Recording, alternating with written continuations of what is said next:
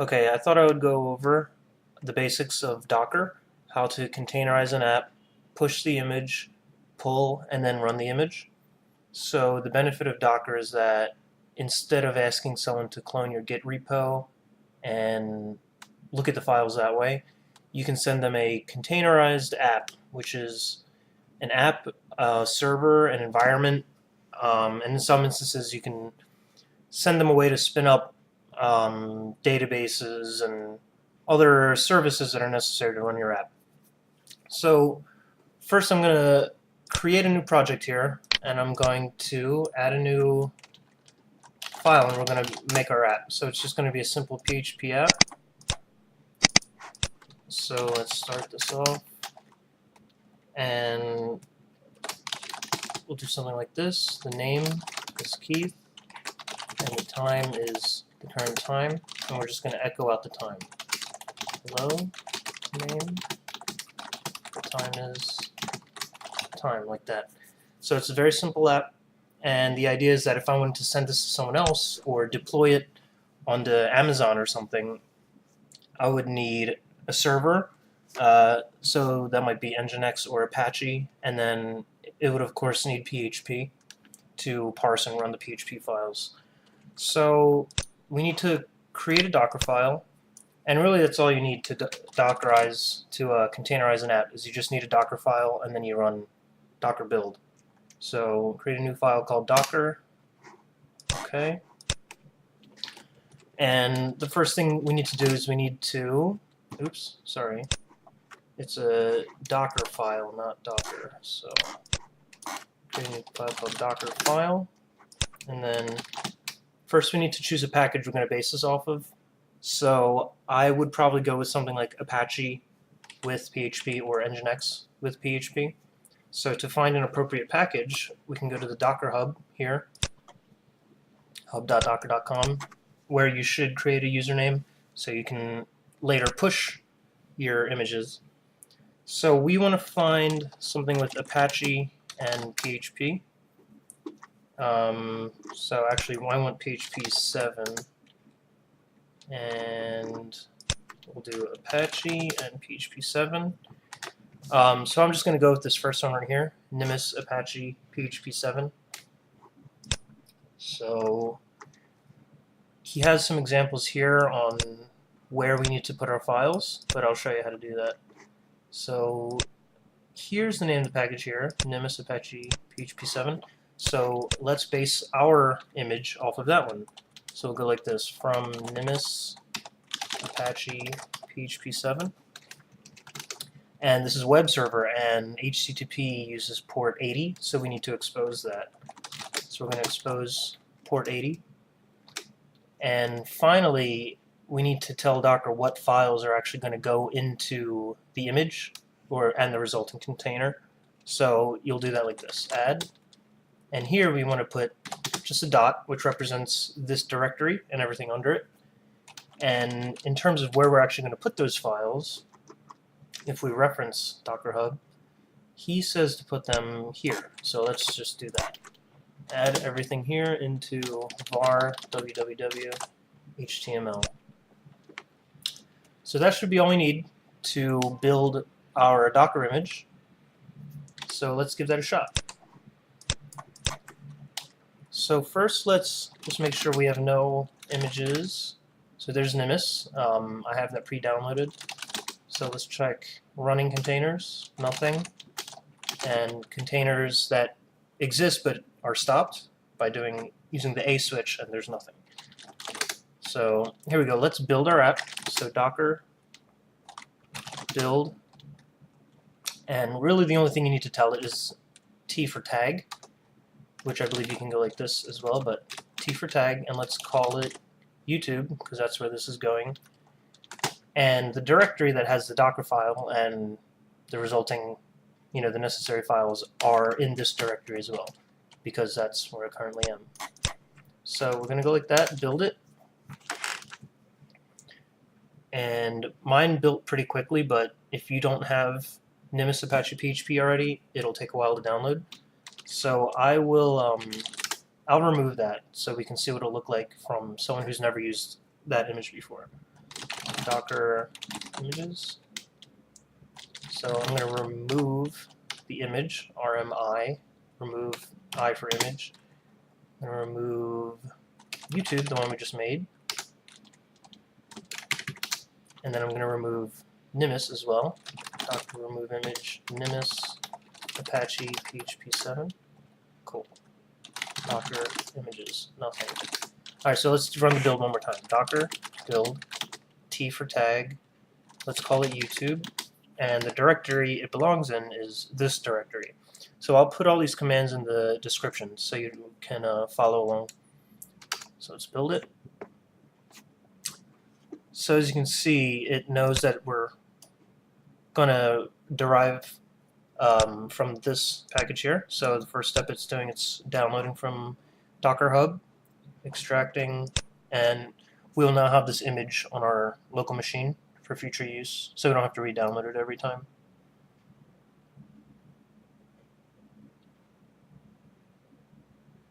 Okay, almost done. There it goes. There's our expose command. There's our add command, where we added all of the files in the current directory into var www.html. So let's see the resulting images. Docker images. There it is, YouTube. That's what we called it. So we have this image, which is like a bubble, which contains certain things. It contains Apache, PHP, and we injected our app files into var www.html. So now let's run this locally. And this is why Docker is good, is because if you want to run a web server or multiple web servers, you don't have to download something like WAMP and fiddle around with the httpd.conf file and point it to directories and all that. You can kind of have these containers, these little bubbles. So let's run our resulting image. So here we go. So the command to run, or to take an image and run it in a container, is docker container run. And there's two switches that I use a lot. One is -d, which I remember as D for daemon. We're going to daemonize it. But that will let the app run in the background instead of being in this active terminal window. You wouldn't want the if you're running like a command line application, but this is a web app, and it doesn't really make sense to stare at, to have it control our terminal. So we'll use -d, and then the other one is -p, P for ports. So this web app, we need to bind a local port to port 80, which, as you may know, is the HTTP port. So we're going to bind local port 8080 to the Docker port 80. And finally, we just need to specify the name of the image we're going to use. So this is a local image called YouTube. So this is it. So Docker container run -d to daemonize, -p for ports. Our local port 8080 will bind to port 80 in the app. So let's press enter on that. It showed us the hash, the resulting hash. So let's check out running containers. You can do that by typing docker ps. So there it is. There's our container ID, the image that we're using. There's our port. 8080 is binding to port 80. And here's the human readable name it gave us.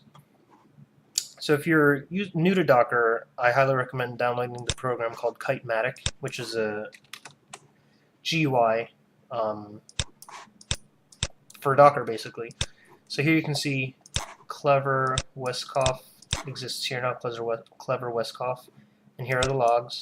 So let's check this out in Chrome. So we'll go to localhost, and remember we bound it to port 8080. So we'll go to port 8080, and we're getting this, Apache 2 Ubuntu default page. But we expected to see hello, Keith. The time is time, right? So to debug this, what we need to do is get into the container and see what's going on in the var www.html folder. So to get into it, Let's exec into it. So the command is docker exec -it. IT is for interactive terminal. Let's get the container ID, which is B67, and it's a lot longer than that, but this is enough. This is all you really need, B67, because it's unique enough that Docker knows that we're talking about that container. B67, and we're going to go into bash. So we are now in the container. So let's look around.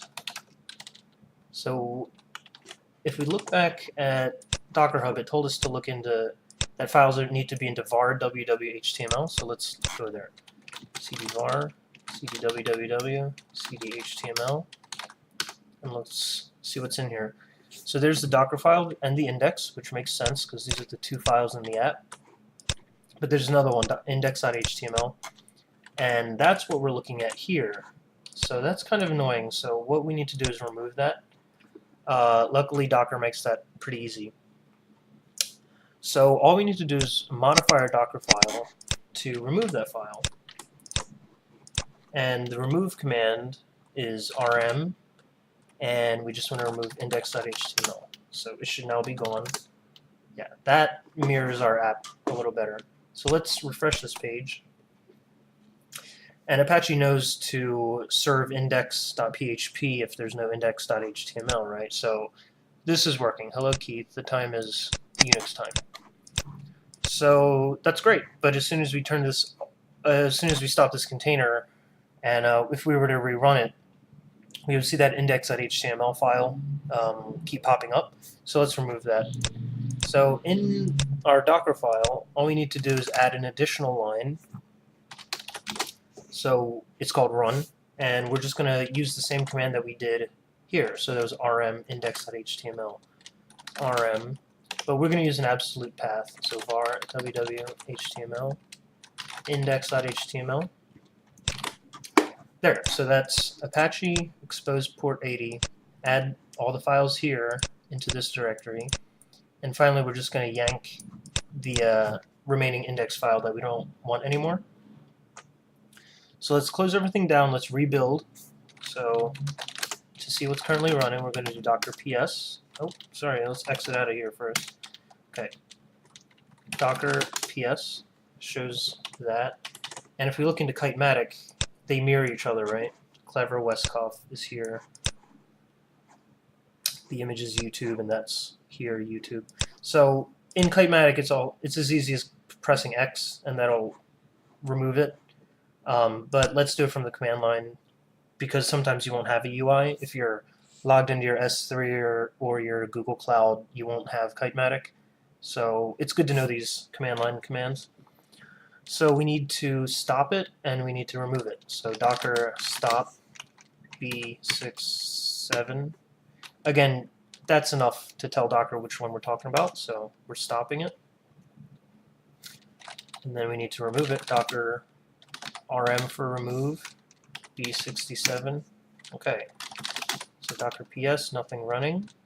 Docker ps-a to show stopped containers. There's nothing there. Docker images, we still have our YouTube and our Apache PHP.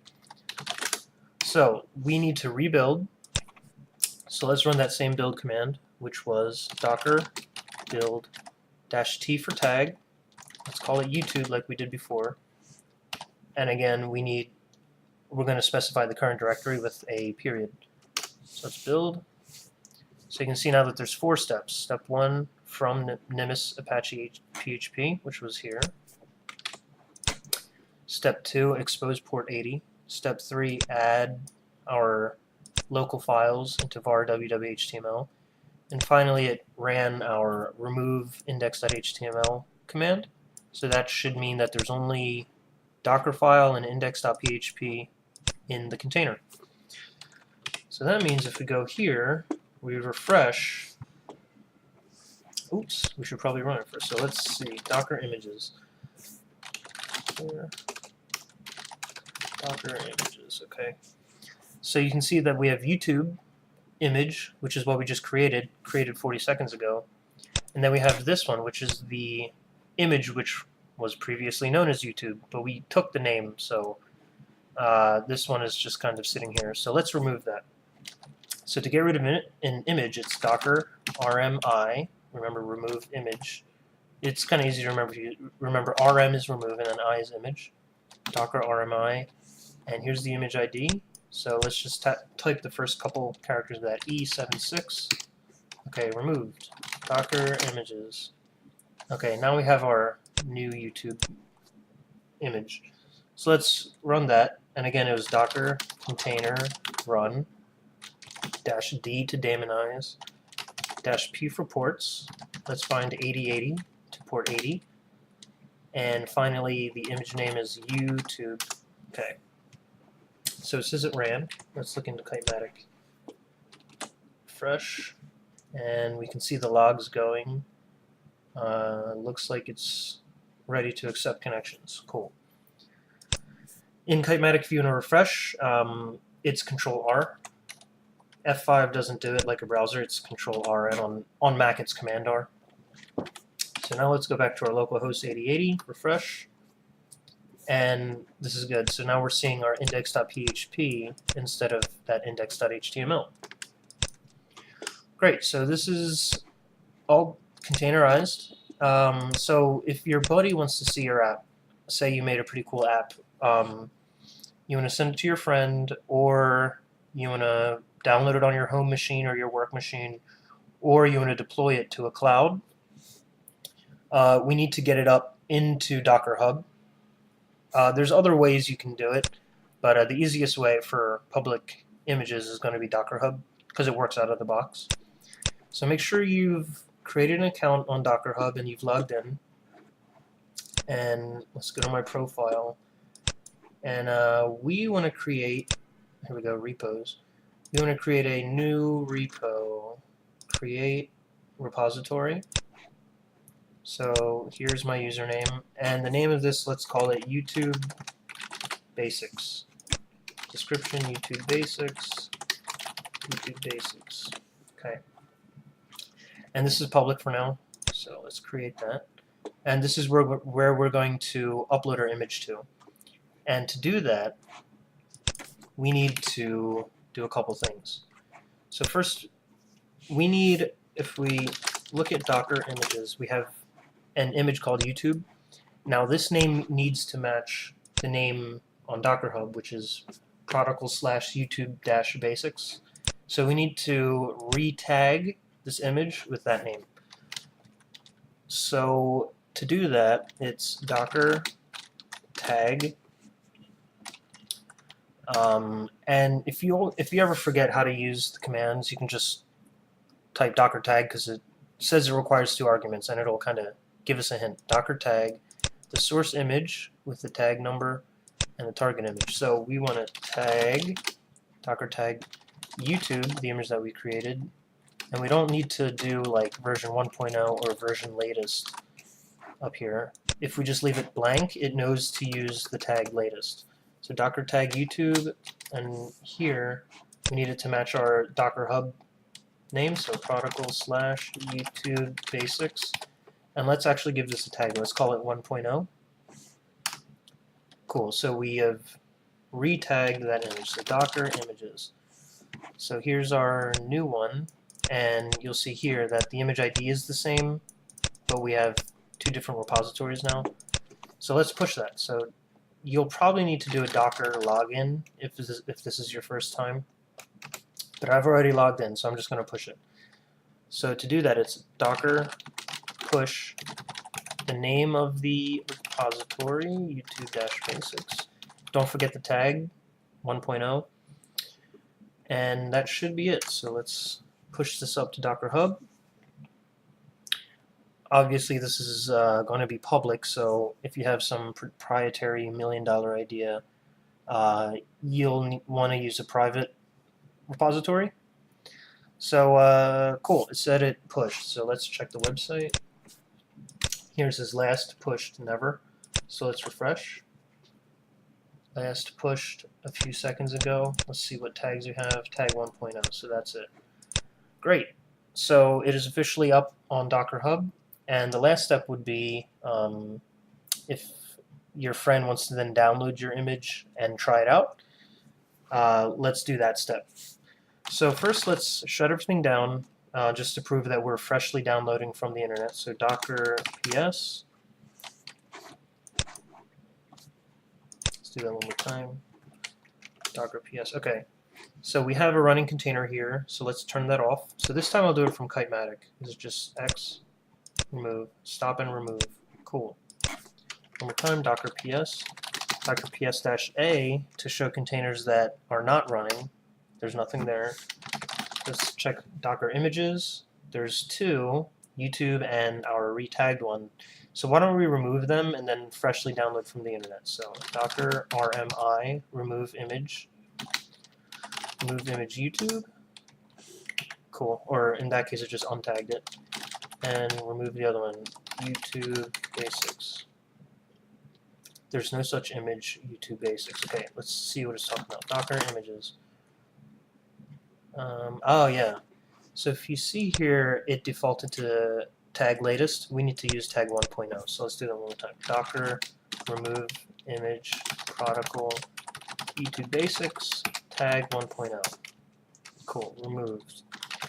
So let's do one last inventory. Docker images, just Nimbus, that's fine.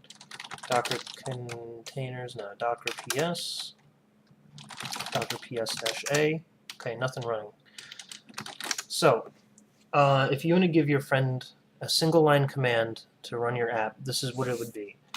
So similar to running a local image, it's docker container run. We're going to do -d to daemonize, -p for ports, specify local port 8080 binding to port 80 in the container. Now we're going to use our public repo name. So prodikl YouTube basics. There it is. And don't forget the tag 1.0. So it can't find it locally. That makes sense because we don't have it locally. It's pulling from prodikl YouTube basics. All of these guys already exist because we already have the Nimbus Apache-PHP7 image locally. But your friend or your cloud you would see the download step again. Here's the new stuff that isn't Nimbus. Our stuff downloaded. Cool. So let's see what's running. Docker ps. We have something running. Let's check out localhost 8080 one more time. Refresh. And our app is still running. Hello, Keith. The time is Unix time. Cool. So you have now seen how to take a bit of code or a full app or a copy of WordPress or whatever you want. Here, all you need to do is create a Docker file and build it, and then you can push it online and then you can run it. So in future videos, I think what I'm going to do is show how to run these containers from your Google Cloud, which has a free tier, or AWS, which has a free tier, and kind of an easy way for you to go from, Notepad PHP code to internationally accessible website in a container that you can toss around. Another important trick is we built this, but we run it, but if I were to change this, that wouldn't be reflected because we've already built our container. So there's a way that you can bind our local files into those files so that any changes here are immediately available locally, and that's something you do a lot when you're developing. So give it a shot. This works with obviously not just PHP, but if you're using a different language, make sure you shop around on Docker Hub for the right base image to base your project off of. Other than that, it's pretty easy, and once you do the process from front to back a few times, I think it really demystifies the process, and it helps you see the value in Docker and why it's so powerful and so loved. All right, thank you very much.